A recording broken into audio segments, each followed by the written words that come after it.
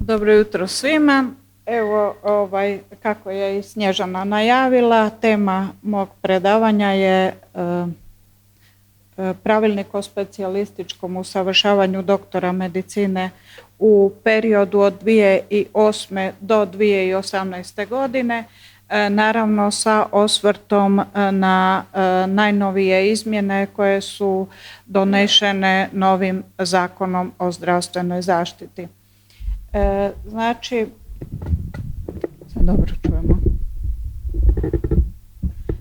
Pravilnik o specijalističkom usavršavanju doktora medicine u navedenom periodu donesen je 3 puta, znači 2008. godine, 2009. godine, 2011. godine, te je ovaj iz 2011. godine do danas doživio čak 8 promjena, a dok je specijalističko usavršavanje doktora medicine iz obiteljske medicine od 2011. godine pa nadalje reguliran posebnim pravilnikom.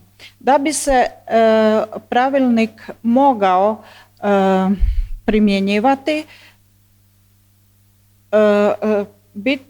bitno je naglasiti da su uz primjenu pravilnika vezani i mnogi prateći propisi koji definiraju uvjete i način provođenja specijalizacije, definiraju troškove specijalizacije i polaganje specijalističkog ispita, također i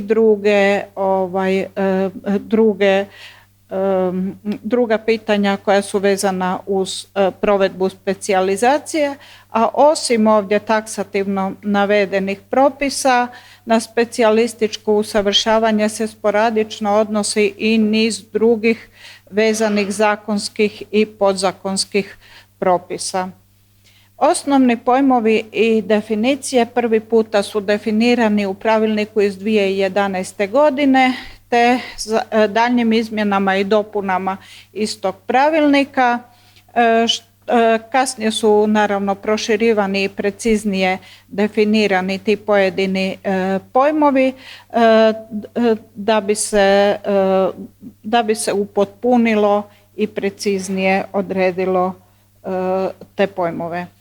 Programi specijalizacija i užih specijalizacija, tu je bitno naglasiti da je do donošenja pravilnika o specijalističkom usavršavanju na snazi bio pravilnik o specijalističkom usavršavanju zdravstvenih djelatnika i čijim programom je bilo definirano ukupno 30 specijalizacija sa velikim brojem užih specijalizacija, te je trajanje tih specijalizacija bilo propisano od 36 do 60 mjeseci. U pravilnicima iz 2008. i 2009. godine nisu se bitnije mijenjali programi tih specijalizacija, osim nekog usklađenja nazivlja i produženja trajanja specijalizacija, ali samo nekih specijalizacija. Bitnije promjene donesene su programom uz pravilnik iz 2011. godine, gdje je povećan broj specijalizacija za 20-ak novih, koji su ranije uglavnom bile uže specijalizacije iz područja kirurgije, interne medicine i psihijatrije. Ono što je bitno, da je u većini specijalizacija znatno produženo trajanje specijalizacija. Naravno, to isto predstavlja dodatne zahtjeve specijalizantima, ali i puno veće troškove zdravstvenim ustanovama, ali naravno i osigurava veću stručnost tih specijalista nakon završenih specijalizacija. Prilagodbe programa specijalizacija u trajanju i opisu je također i rezultat usklađenja sa uvjetima koji se primjenjuju u Europskoj uniji i radi naravno kretanja unutar tog europskog prostora tih gotovih specijalista i priznavanje kvalifikacija. Da bi se u nekoj ustanovi moglo provoditi specijalističko usavršavanje, potrebno je imati ovlaštenje ustanove, pri čemu razlikujemo ustanove u kojima se provodi do 50% ukupnog trajanja specijalizacije i preko 50% ukupnog trajanja specijalizacije. Ovdje su nabrojeni osnovni uvjeti za ustanove u kojima se provodi do 50% trajanja specijalizacije, a ustanove koje žele imati ovlaštenje za obavljanje preko 50% trajanja specijalizacije moraju zadovoljiti i ovdje navedene dodatne uvjete. Naravno, prilikom traženja za izdavanje odobrenja nadležnog ministarstva moraju se dokazati, mora se odgovarajućom dokumentacijom dokazati da ustanova zadovoljava sve ove uvjete. Da bi liječnik, znači doktor medicine, bio upućen na specijalizaciju prije početka specijalizacije, bitno je da ima izdano odobrenje koje izdaje ministar i koje daje na temelju godišnjeg plana potrebnih specijalizacija i užih specijalizacija. U pravilniku iz 2011. godine je nametnuta obaveza ustanovama da moraju uskladiti plan specijalizacija sa planom zapošljavanja. Specijalizacija se može odobriti doktoru medicine koji je u radnom odnosu u zdravstvenoj ustanovi, međutim iznimno se može odobriti i specijalizacija za vlastite potrebe ili pod nekim okolnostima osobama koje nisu u radnom odnosu u određenoj ustanovi. Tu je bilo puno ovih izmjena i vraćanja na staro, to je polemika oko toga da li mora biti taj specijalizant zaposlen na neodređeno vrijeme, pa je u pojedinim periodima važilo da mora biti zaposlen na neodređeno vrijeme. Tako je bilo u pravilniku iz 2011. godine, dok sada u Zakonu o zdravstvenoj zaštiti, koji je trenutno na snazi, se ne navodi taj uvjet. Naravno da je zdravstvenim ustanovama u interesu da taj specijalizant bude u radnom odnosu na neodređeno vrijeme i da trajno ostane u sistemu koji ga je uputio na specijalizaciju. Kod mentorstva radi se o jednoj terminologiji, znači u pravilnicima iz 8. i 9. godine opisuje se postupak imenovanja prava i obveze glavnog mentora i mentora, dok se nadalje u pravilniku iz 2011. godine koristi terminologija glavnog mentora i mentora. Pravilnikom su posebno opisani načini imenovanja, uvjeti za imenovanje glavnog mentora i mentora, znači zdravstvene ustanove u kojima se obavlja specijalistički staž obvezne su predložiti ministarstvu listu glavnih mentora i mentora za sve grane specijalizacije koje se odvijaju u njihovoj ustanovi. Pravilnikom iz 2011. godine propisuje se i postupak glavnog mentora u slučaju da specijalizant ne izvršava uredno svoje obaveze. Također je predviđena i mogućnost te postupak za rješenje mentora i glavnog mentora.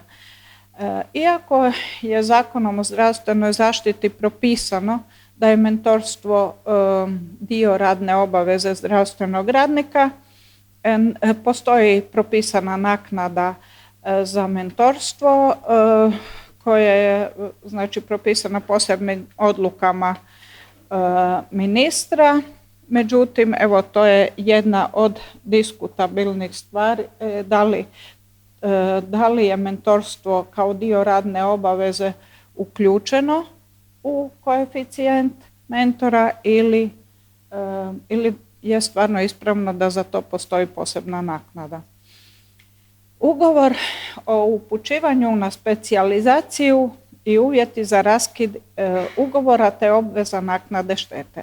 Tu je ono što je bilo vrlo diskutabilno i tema velikih rasprava oko toga da li, koji su uvjeti koji su propisani da moraju biti sadržaj toga ugovora. Do 2011. godine čak i nije postojala obaveza sklapanja ugovora, međutim većina zdravstvenih ustanova je imala sklopljeno takve ugovore sa specijalizantima, međutim kako nisu bila precizirana pravila po kojim uvjetima se sklapaju takvi ugovori, imali smo praksu dosta velike neujednačenosti i u nekim slučajevima ugovaranje nesrazmjernih obaveza.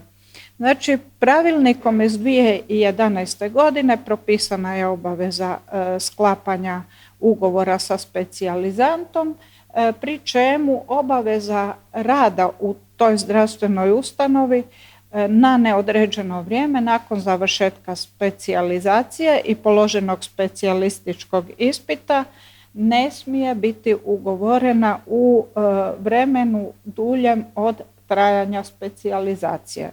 Na jako sličan način je to sada propisano i Zakonom o zdravstvenoj zaštiti.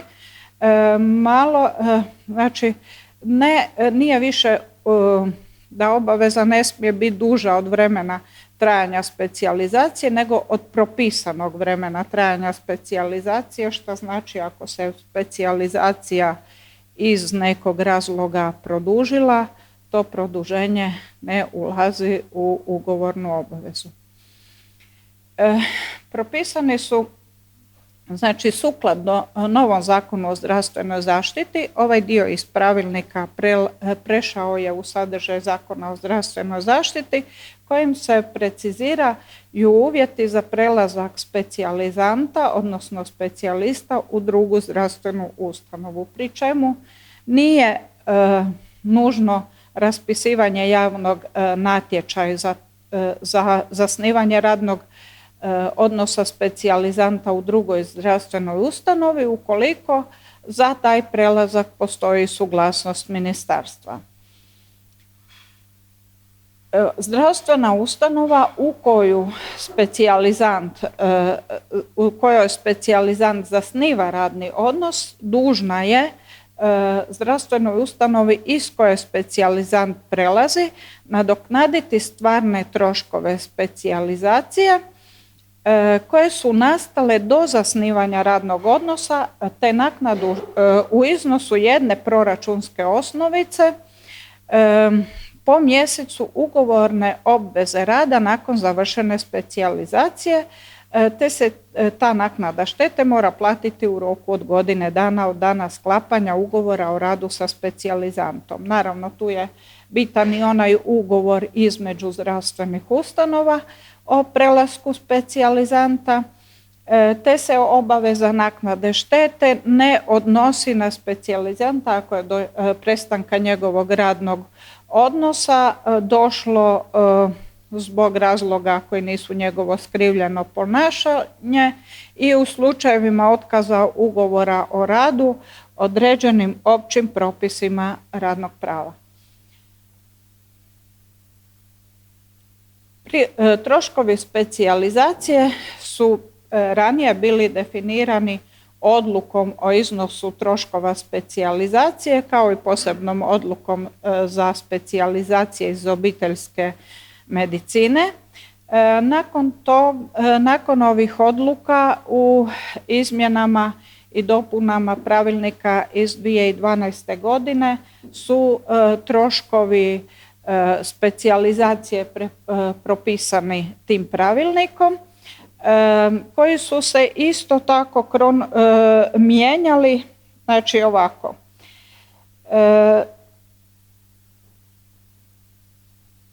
Koji su se isto tako dosta mijenjali, te je u početku, znači 2012. godine, određeno da je trošak bruto plaće dio troška specijalizacije. Međutim, je limitirano na 100.000 kuna godišnje, od čega se maksimalno vraća 50% toga iznosa po godini neodrađene obaveze. Međutim, 2016. godine, opet novim izmjenama pravilnika, trošak bruto plaće sve više ne ubraja u trošak specijalizacije. Nakon toga je došlo dosta tih ustavnih tužbi, te je donesena presuda pri kojom su ukinuti članci 11, 11a i 12 pravilnika i navedeno da je ministar da su tim člancima prekoračene zakonom utvrđene granice. Tako da je u biti, kako je ova presuda stupila na snagu 1.1.2018. godine, ispada da je u tijeku 2018. godine nisu bili definirani troškovi specijalizacije, niti obaveza sklapanja ugovora sa specijalizantom. Ove odredbe su se vratile tek u Zakon o zdravstvenoj zaštiti koji je stupio na snagu 1.1.2019. godine i koji definira troškove specijalizacije kao troškove glavnog mentora i komentora, trošak zdravstvenih ustanova u kojima se obavlja specijalističko usavršavanje, trošak poslijediplomskog studija, završnog i specijalističkog ispita, trošak knjižice o specijalističkom usavršavanju i dnevnika rada. Bitno je naglasiti da u troškove specijalizacije se ne ubraja trošak bruto plaće specijalizanata, putni troškovi, ostale naknade za zaposlene, naknada za odvojeni život, što je u biti najveći izdatak specijalizacije i što je vrlo nepovoljno za ustanove koje iz vlastitih sredstava financiraju specijalizacije. Pravilnikom je također definiran tijek specijalizacije. Tu su navedeni članci kojima se regulira početak i tijek specijalizacije, izvršavanje programa, sadržaj općih kompetencija. Definirano je, i to je uvijek bilo, nije se mijenjalo, da specijalizant u pravilu provodi program specijalizacije bez prekida. Predviđeni su uvjeti za produljenje staža i za prestanak specijalizacije i definirane su obaveze specijalizanta oko upisivanja u knjižicu o specijalističkom usavršavanju, praćenje dnevnih aktivnosti i druge odredbe koje se tiču same provedbe specijalizacije. Nakon, znači u roku od 6 mjeseci od završetka specijalizacije polaže se specijalistički ispit koji se sastoji od pisanog i usmenog dijela. Polaže se znači nakon dobivenog rješenja ministra o polaganju ispita, imenuju se 3 člana ispitne komisije i tajnik, te je bitno da sada mentor prisustvuje polaganju specijalističkog ispita, međutim ne kao član ispitne komisije. Predviđeno je također i način ocjenjivanja te mogućnost za ponavljanje specijalističkog ispita i mogućnost ulaganja prigovora na ocjenu. Sada zaključno možemo reći da je specijalističko usavršavanje doktora medicine regulirano prvenstveno pravilnikom, ali samo provođenje specijalizacije je vezano uz primjenu niza drugih pravnih propisa. Sam pravilnik je u ovih zadnjih 10-ak godina donesen 3 puta, a višestruko su donošene izmjene i dopune tog pravilnika koje su donešene djelomično radi prilagodbe nacionalnog zakonodavstva direktivama Europske unije iz potrebe da se ujednači postupak ugovaranja prava i obaveza između zdravstvenih ustanova i specijalizanata, te učestalih prigovora liječnika na nesrazmjerne obveze naknade štete koje im se nameću ukoliko žele raskinuti radni odnos ili prijeći u drugu ustanovu. To je sve prouzročilo izvjesnu pravnu nesigurnost i kod poslodavaca i kod osoba upućenih na specijalizaciju.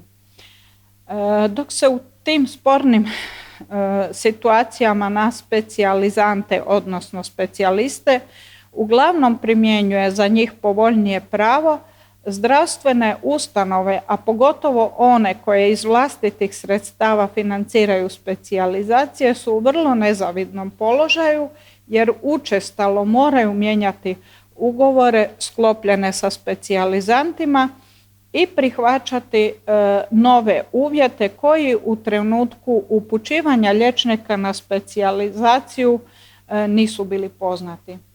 Rezultat te situacije su učestali prelasci specijalizanta i novih specijalista u druge zdravstvene ustanove ili, što je još gore, odlazak iz Republike Hrvatske uz plaćanje nikakve ili gotovo simbolične naknade štete koja je nesrazmjerna stvarnim troškovima njihovog usavršavanja. Ukoliko se nastavi ovakav trend, mnoge zdravstvene ustanove koje nemaju dovoljno vlastitih sredstava za ulaganje u specijalizacije neće upućivati liječnike na specijalističko usavršavanje, te će se vrlo brzo pojaviti deficit specijalista iz pojedinih grana, naročito u onim našim pasivnijim i manje atraktivnim područjima. Kako bi se uklonila pravna nesigurnost i postigla potpuna ujednačenost u postupanju, potrebno je donijeti jedinstveni pravilnik koji će u svoj sadržaj objediniti i pravilnik o specijalističkom usavršavanju doktora medicine iz obiteljske medicine i trebalo bi se nastojati da pravilnik bude trajnijeg karaktera i da u sadržaj tog pravilnika budu uvrštene neke odredbe koje su do sada bile regulirane nekim pratećim propisima. Jasnim i transparentnim reguliranjem ovog jako važnog segmenta za zdravstveni sustav Republike Hrvatske olakšalo bi se donošenje odluka o upućivanju na specijalizaciju zdravstvenim ustanovama, ali bi se i riješila neizvjesnost polaznika specijalističkog usavršavanja u pogledu moguće naknade štete i drugih obveza koje ih obavezuju u slučaju prelaska u druge zdravstvene ustanove ili otkazivanja ugovora o radu u tijeku ugovorne obaveze. Puno više o ovoj temi se nalazi u mom radu koji je sastavni dio zbornika, jer stvarno se ne može cijela problematika iznesti u izlaganju od 20 minuta i rad bi bio puno kvalitetnije da sam uspjela od Ministarstva zdravstva dobiti podatke koje sam tražila o broju specijalizacija u cijelom ovom periodu, o prijelascima iz jedne zdravstvene ustanove u drugu, te bi se tada moglo povezati i donesti neki zaključak na koji način su se izmjene pravilnika konkretno odrazile na praksu i na kretanje specijalizanata i specijalista u Republici Hrvatskoj. Hvala vam. Evo, očekujemo diskusiju na navedenu temu. Hvala lijepa kolegici Hermini. Ja bih samo jednu malu digresiju. Nedugo sam imala jedan upit od jednog specijalizanta koji se pokušava specijalizirati za vlastite potrebe. Liječnik nije u radnom odnosu, znači u zdravstvenoj ustanovi. Malo si nešto napomenula o tom specijaliziranju za vlastite potrebe, pa možda eventualno jedno, dvije rečenice kako bi to bilo moguće izvesti. Znači, on je završio fakultet, ima sve, radio je na hitnoj i želi se specijalizirati, ali želi specijalizirati obiteljsku medicinu, recimo. Ne recimo, nego to, ali nitko gdje on bi htio biti, živjeti, nitko ne traži specijalizanta obiteljske medicine. I on je odlučio se specijalizirati za vlastite potrebe. Sad, kako to u praksi izgleda? Ovako, mi imamo, evo upravo smo prije par mjeseci zaposlili jednu specijalizanticu iz psihijatrije koja je krenula sa svojom specijalizacijom za vlastite potrebe i sama financirala tu svoju specijalizaciju. Tako da moguće je, slučajevi postoje, ali točan tijek tog zahtjeva za upućivanje na specijalizaciju, odobrenja i to nisam evo stvarno upućena u detalje. Da, jer ovdje ta specijalizantica je zaposlena kod vas. Sada je, kad ali krenula je na specijalizaciju za vlastite potrebe. I recimo sad je ona pri kraju te specijalizacije, mi smo je sada zaposlili. Jer baš ovaj specijalizant, ja stvarno nisam znala niti mu reći odgovor, dakle on je dobio dekret ministarstva da mu se odobrava specijalizacija za vlastite potrebe, iako nije bio u radnom odnosu kod nikoga. I sad je pitanje gdje se on može zaposliti, da li se može naknadno zaposliti, jer znamo da specijalizant mora biti u radnom odnosu da bi uopće dobio, ali evo on je dobio dekret ministarstva. Evo ova naša specijalizantica, ona je redovno odrađivala svoje obaveze, vjerovatno njegov mentor upućuje u zdravstvene ustanove kako već ide prema programu specijalističkog usavršavanja.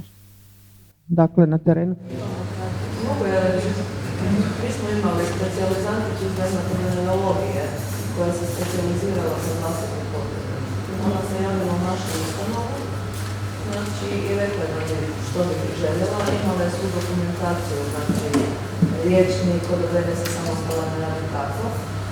Mi smo predstavili zahtjev na Ministarstvu zdravstva, znači odredili smo i našeg mentora, nismo ju uzeli u radni odnos, ona je nama plaćala, znači sama je financirala svoju specijalizaciju i obavljala je program specijalizacije prema programu. Znači ona je vama plaćala što? Naša ustanove, plaća glavnog mentora, znači sve je samostalno. Nije bilo radno. Ali sad je opet pitanje kako je regulirano ta njezin, ajmo reći, nazočnost na radnom mjestu u KBC-u kud ide na specijalizaciju. Ona ima mentora koji vodi njezin program specijalizacije, znači... Da, ali ja postavljam sad ono pitanje prakse, dakle, ona specijalizira u KBC-u, ona dolazi na posao svaki dan, ona radi, a nije u radnom odnosu. Sad je taj što recimo da dođe do, ne znam, povrede na radu i tako dalje, jel? Pitanje kako to regulirati, da li je to, neću reći rad na crno, nije rad na crno, ali na neki način kad pogledamo... Je, ali to je ono ko što nam ulaze recimo naši specijalizanti koji su iz drugih ustanova, znači mi vodimo njihovo prisustvo i... Da, ali oni su ipak u radnom odnosu, dakle netko će ipak pratiti ako dođe do povrede, Da, to je tema, to je neregulirano. Mi ih imamo također iz KBC Sestre milosrdnice, imamo iz dermatovenerologije, imamo iz psihijatrije, dakle jednog specijalizanta koji specijalizira za vlastite potrebe. Dakle, mi smo im uvjetovali da moraju biti prijavljeni na mirovinsko i zdravstveno kao privatnici, ne praktički, ne kao da sami sebe šalju na specijalizaciju. A glavni problem kod toga je osiguranje profesionalne odgovornosti, jer nemamo nikakve parametre do koje visine oni trebaju biti osigurani. I onda tražimo od struke u biti da oni procijene koliki je rizik specijalizanta koji radi u našoj ustanovi ustanovi, ali oni nisu obuhvaćeni našim pozivom. Tako da u slučaju tužbi mi smo u problemu, jer su oni radili u sustavu pod nadzorom mentora, ali su radili u sustavu. Sad mi tražimo da se sami osiguramo, ali onda uvijek pitanje te visine nije isto da li vam je specijalizant u kirurgiji, da li je specijalizant u dermatovenerologiji ili psihijatriji. Dakle, mogućnost službenog zahtjeva je različita.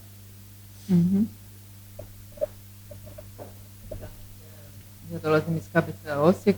Zapravo u sklopu ove teme htjela sam obratiti pažnju još na jednu nejasnu situaciju koju zakon predviđa, a to je članak 188 Zakona o zdravstvenoj zaštiti koji pretpostavlja onaj prelazak specijalizanta iz ustanove u ustanovu u suglasnost ministarstva gdje specijalizant podnosi zahtjev za izdavanje suglasnosti i poznavajući znači, situaciju da je između ukidanja odredbi i donošenja zakona o zdravstvenoj zaštiti nastala jedna pravna praznina od godinu dana. Tako je, u kojem periodu po nalozima ravnatelja ili uprava neke bolnice jesu stavljale troškove u ugovore, neke su ponavljale, prepisivale iz prijašnjeg pravilnika ili na neki drugačiji način rješavale situaciju.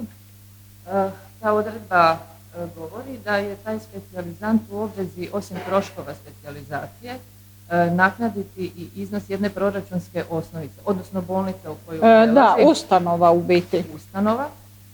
Znači jedne proračunske osnovice za obračun naknada u Republici Hrvatskoj po mjesecu ugovorene obveze rada. Ukoliko bi prešao bez suglasnosti, tada bi on bio u upisniku. Sad tu nastaje problem što on ima sklopljen ugovor o specijalizaciji koji ne predviđa te troškove, prelazi u zdravstvenu ustanovu temeljem ove odredbe zakona, a u biti ona na neki način i ne obavezuje. Pitanje je što sa tim troškovima?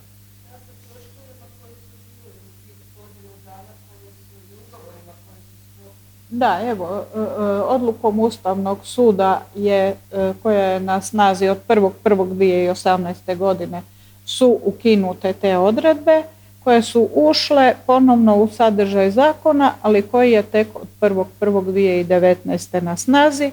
Znači imamo tu pravnu rupu od tih godinu dana gdje je vrlo neizvjesno kako bi se tumačilo šta se u tome periodu primjenjuje.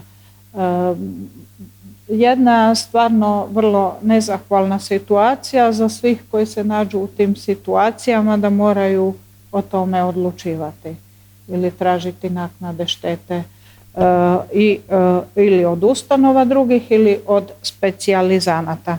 Nije mi poznato da li postoje neke pravomoćne presude na tu temu, vjerovatno ne, ali jer je vremenski period vrlo kratak od kada je to bilo, ali evo stvarno jedna vrlo velika pravna nesigurnost u tom dijelu.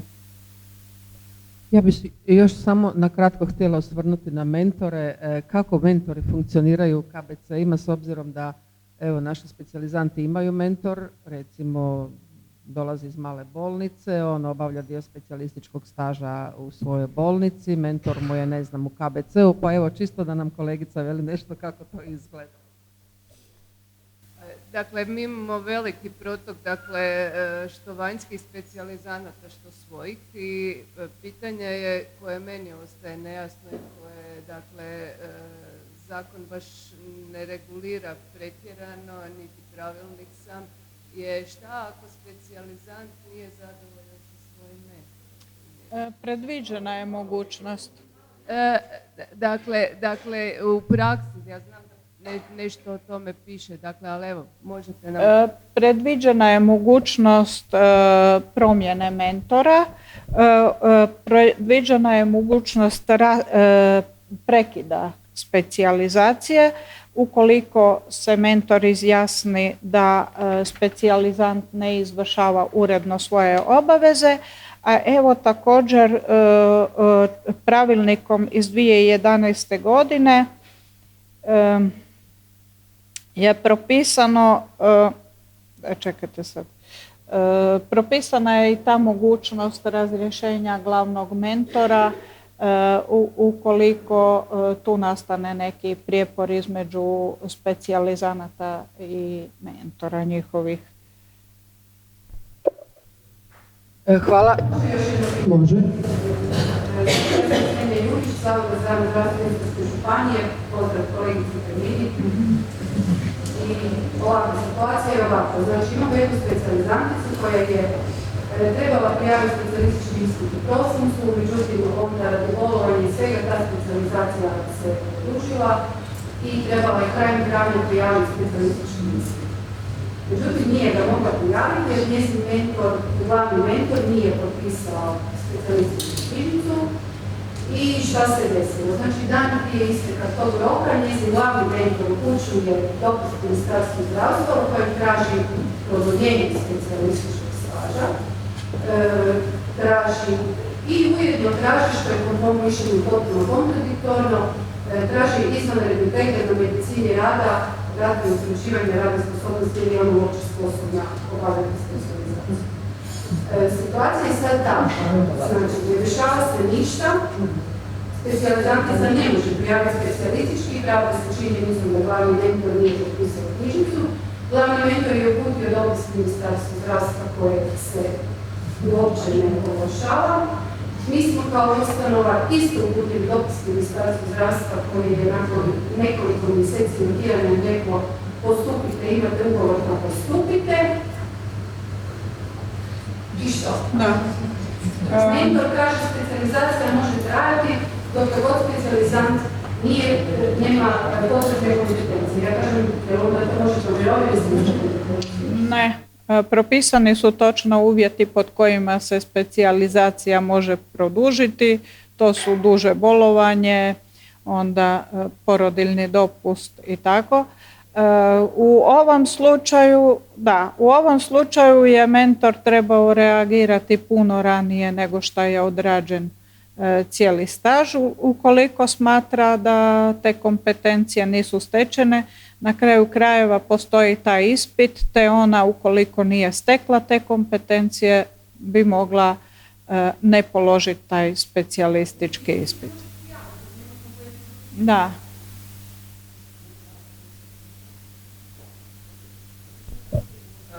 Nisam sigurna da li ću odgovoriti.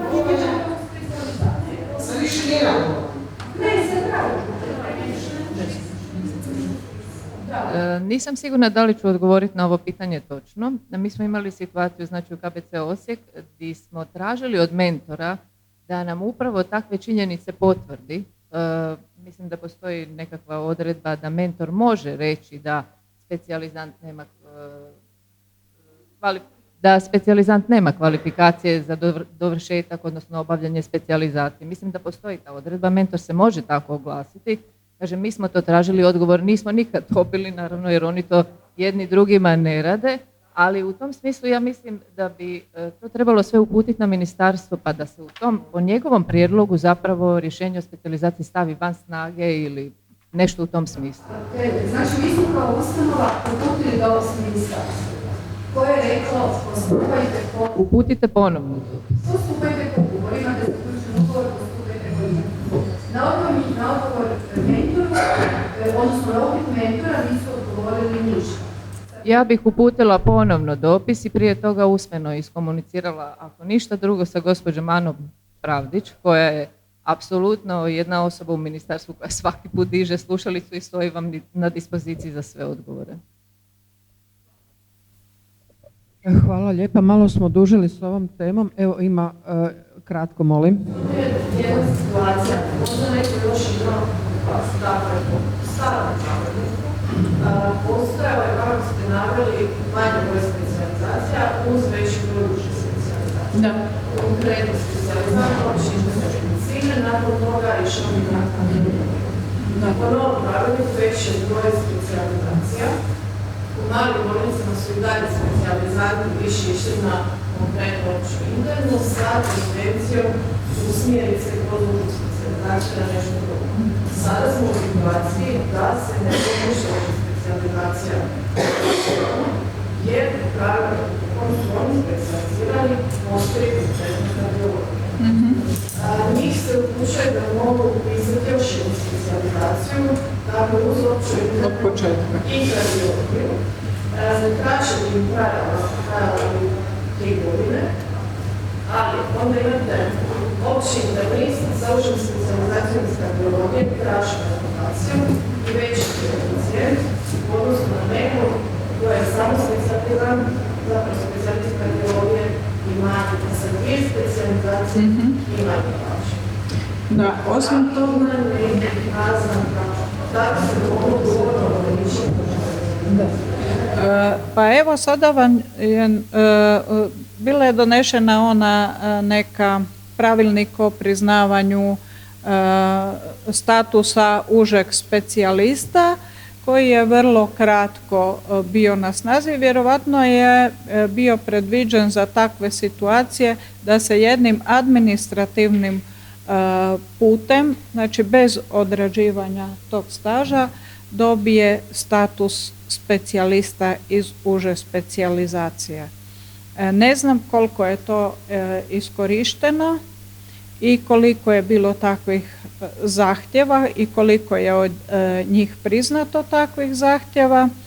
Međutim, baš to što se tiče interne medicine, baš u toj grani je najviše grana koje su nekad bile uža specijalizacija, sada prešlo u specijalizacije.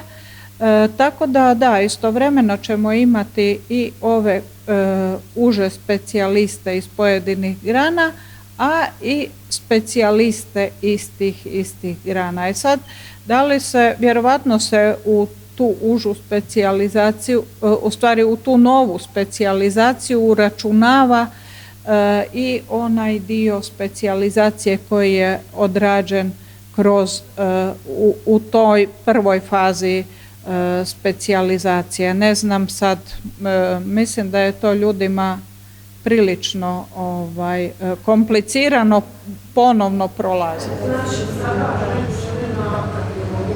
Da.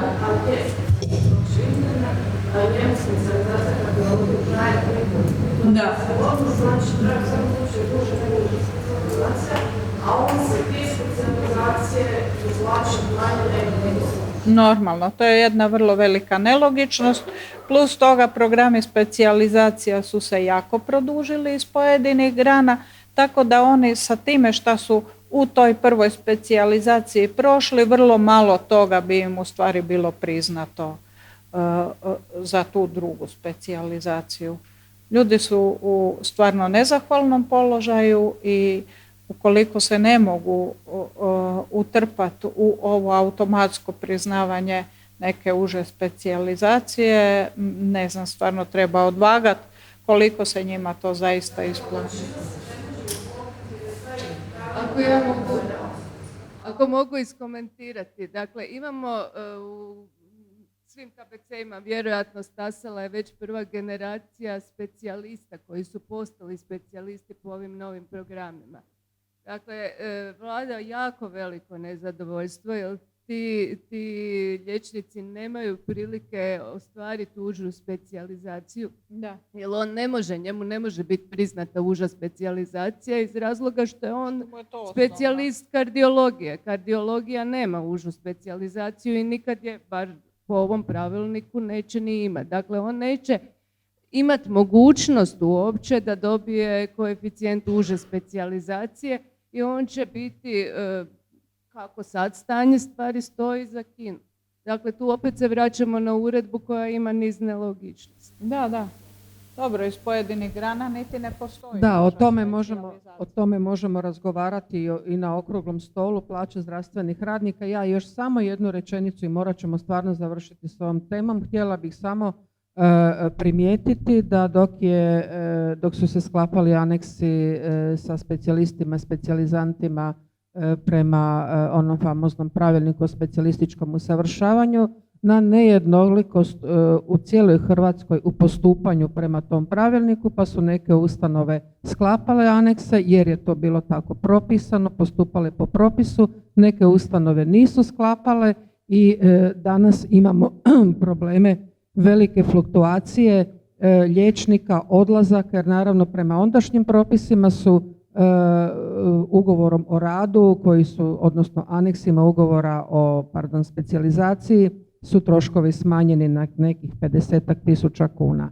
Naravno, moram to reći na ovom kongresu zbog toga što velike ustanove koje su sklopile te anekse sad dolaze u situaciju da im liječnici odlaze, ali samo zbog toga što je propis bio pogrešan. O tome ćemo možda razgovarati još na ovom kongresu, zašto treba komunikacija između Ministarstva zdravstva, dakle zakonodavca i nas koji radimo u praksi u zdravstvenim ustanovama, čisto da se spriječe takve, ovdje smo rekli, vidjeli smo da se radilo o retroaktivnom propisu, znači da se spriječe ovakvi nastanci problema u odlascima liječnika. Evo, hvala Hermini, kasnimo u svakom slučaju, ali nadam se da je vrijedilo malo produžiti temu. Hvala.